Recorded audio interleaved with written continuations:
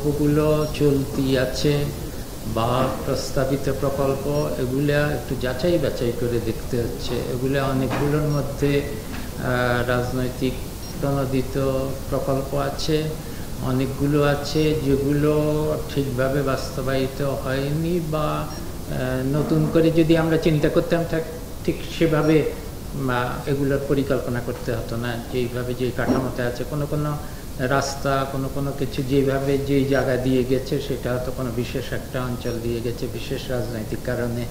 এইসবের জন্য ওই প্রকল্পগুলো যাচাই বাছাই করতে হচ্ছে।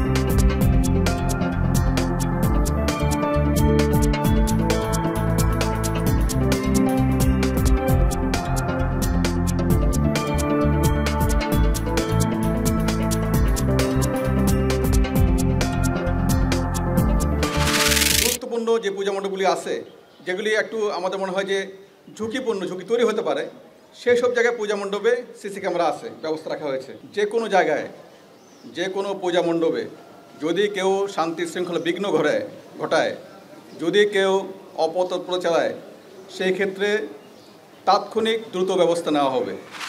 যখন এখানে ওয়েস্ট বোর্ডের কথা আসে, সম্পাদক মালিকরা তারা কিন্তু ওয়েস্ট বোর্ড নিয়ে এক ধরনের বিরোধিতা করে। আবার সাংবাদিকরা হচ্ছে আপনাদের আলোচনা ওয়েস্ট বোর্ডের কথাগুলো আসতেছে, দাসসুলভ আচরণ করার আসলে কোনো সুযোগ নেই।